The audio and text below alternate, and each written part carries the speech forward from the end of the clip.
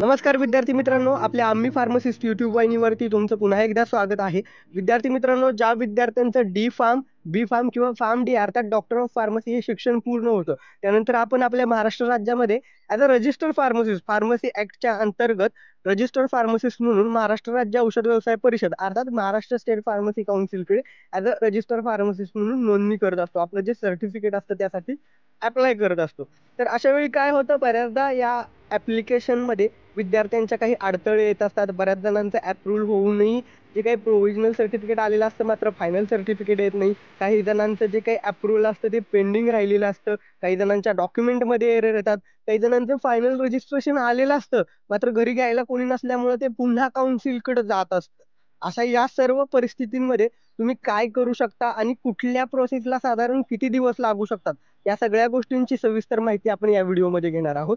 व्हिडिओला सुरुवात करूया. त्यापूर्वी एक विनंती आहे, तुम्ही पहिल्यांदा आपल्या आम्ही फार्मासिस्ट यूट्यूब वाहिनीवरती आला किंवा अजूनही आपल्या आम्ही फार्मासिस्ट यूट्यूब वाहिनीला सबस्क्राईब केलं नसेल तर सबस्क्राईब करून घ्या. कारण फार्मसी करिअर, आरोग्य, औषधविषयक माहिती आपल्या मायबोली मराठीतून माहिती देणारा एकमेव यूट्यूब चॅनल आम्ही फार्मसिस्ट यूट्यूब वाहिनी आहे. सर्वात मोठा यूट्यूब चॅनल आहे आणि आपल्याला जो 1,00,000 सबस्क्रायबरचा टप्पा पार करायचा आहे त्यासाठी तुम्हा सगळ्यांची सोबत आवश्यक आहे. माहितीला सुरुवात करूया आपण. सगळ्यात पहिल्यांदा महत्त्वाचा मुद्दा आहे मित्रांनो, तुम्ही ज्यावेळेस काउन्सिलकडे रजिस्ट्रेशन करता तर रजिस्ट्रेशन केल्यानंतर तुमचा जो ॲप्लिकेशन आय डी आणि पासवर्ड आहे तो टाकून त्या ठिकाणी तुम्ही चेक करायचा आहे की तुमचा फॉर्म तर रिव्हर्ट आलेला नाहीये किंवा तुमच्या फॉर्मचा स्टेटस काय आहे. लक्षात ठेवा, त्या ठिकाणी तुम्ही रजिस्ट्रेशन केल्यानंतर दोन प्रकारे तुमचं अप्रूव्हल होत असतं. एक तुमचं इन्स्टिट्यूट अर्थात ज्या कॉलेजमध्ये तुमचं शिक्षण पूर्ण झालेलं आहे तिथून एक अप्रूव्हल असतं आणि दुसरी गोष्ट आहे ती म्हणजे आपल्या काउन्सिलकडून MSPC कडून त्या ठिकाणी अप्रूव्हल होत असतं. अर्थात दोन्ही अप्रूव्हल तुमचे झाले असतील तर तुम्हाला प्रोव्हिजनल सर्टिफिकेट डाउनलोड करण्यासाठी त्या ठिकाणी एक टॅब येत असते. अर्थात जर कुठलंही जे काही स्क्रुटिनी प्रोसेस आहे ती अप्रूव्हल झाली नसेल तर त्या ठिकाणी एरर दाखवत असेल काहीतरी, तो एरर काही दाखवते का पहा. कारण बऱ्याचदा काय होतं, तुम्ही जी कागदपत्र अर्थात डॉक्युमेंट अपलोड करता ती जर क्लिअरली दिसत नसतील, कारण तुम्ही ज्यावेळेस फाईलची साईज रिड्यूस करता त्यावेळेस जर ते डॉक्युमेंट क्लिअरली दिसत नसेल तर अशा वेळेस तुम्हाला तो फॉर्म तुमचा रिव्हर्ट पाठवला जातो. तर असा काही एरर आलेला नाही ना ते चेक करा. अर्थात जर कुठलाही एरर आलेला नसेल, तुमचा फॉर्म पूर्णपणे ॲक्सेप्ट झाला असेल, प्रोव्हिजनल सर्टिफिकेट आलं असेल तर त्या ठिकाणी ते तुम्ही प्रोव्हिजनल सर्टिफिकेट डाउनलोड करा. आणि दुसरी गोष्ट, त्या ठिकाणी तुम्ही चेक करत राहा. काही एरर आला असेल तर तो एरर तुम्हाला दूर करायचा आहे. तुम्ही रजिस्ट्रेशन वेळी जो मोबाईल नंबर आणि ईमेल आय डी दिलेला आहे तो देखील चेक करत राहा. कारण बऱ्याचदा काय प्रोसेस, काय स्टेटस तो त्या ठिकाणी ईमेलद्वारे देखील तुम्हाला सांगितला जातो. त्यानंतर महत्त्वाचा, अतिशय महत्त्वाचा मुद्दा आहे तो म्हणजे ज्यावेळेस तुमचं दोन्ही अप्रूव्हल पूर्ण होतं, प्रोव्हिजनल सर्टिफिकेट येतं आणि फायनल सर्टिफिकेटसाठी ज्यावेळेस तुम्हाला त्या ठिकाणी काउन्सिलकडून डिस्पॅच होतं, पोस्टाने स्पीड पोस्टने तुम्हाला पाठवलं जातं, त्यावेळेस स्पीड पोस्ट इंडियन पोस्टचा ट्रॅकिंग आय डी तुम्हाला SMS द्वारे किंवा मेलद्वारे कळवला जातो. तर तो देखील तुम्ही पाहायचा आहे, त्याद्वारे तुम्ही चेक करू शकता तुमचं सर्टिफिकेट कुठंपर्यंत आलेलं आहे.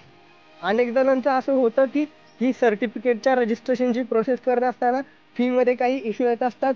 फी व्यवस्थित गेली नसेल तर तो एरर येतो किंवा काही डिफरन्स फी असते. असा कुठलाही एरर तुम्हाला आला असेल तर त्या ठिकाणी MSPCच्या वेबसाईटवरती, ही जशी रजिस्ट्रेशनची वेबसाईट आहे तशी MSPCची ऑफिशियल वेबसाईटवरती कॉन्टॅक्ट अस सेक्शनमध्ये तुम्हाला त्यांचा ईमेल आय डी आणि कॉन्टॅक्ट नंबर आहे, त्या ठिकाणी कॉल करून तुम्ही माहिती घेऊ शकता.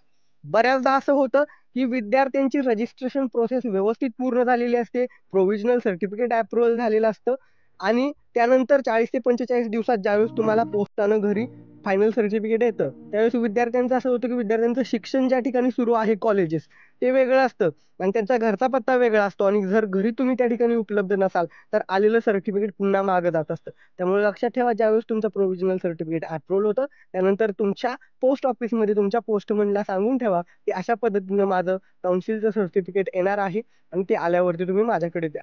कारण काय होतं, तुम्ही जर ते घेण्यासाठी उपलब्ध नसाल तर ते पुन्हा काउन्सिलकडे पाठवलं जातं आणि जर ते पुन्हा काउन्सिलकडे पाठवलं गेलं तर अशा परिस्थितीमध्ये तुम्हाला काउन्सिललाच जावं लागेल आणि काउन्सिलला जाऊन एक ठराविक फाईनचा DD भरावा लागतो आणि पुन्हा एकदा ते त्या ठिकाणी पोस्टानं डिस्पॅच होऊन तुमच्या घरी येत असते. त्यामुळे अशा पद्धतीच्या बऱ्याचशा समस्या जर तुम्हाला टाळायच्या असतील तर जे काही मी प्रिकॉशन सांगितलेले आहेत ते घ्या. आशा करतो तुमच्या सगळ्या डाऊटची उत्तरं मी देऊ शकलो असेल. तुमचे अजूनही काही डाऊट्स असतील तर खाली नक्की कमेंट करा ते डाऊट आणि ते डाऊट सोडवण्यासाठी पुढच्या व्हिडिओमध्ये मदत केली जाईल. आणि हा व्हिडिओ ज्या विद्यार्थ्यांनी काउन्सिलसाठी रजिस्ट्रेशनला अप्लाय केलेला आहे त्यांच्यासह शेअर करायला विसरू नका. धन्यवाद.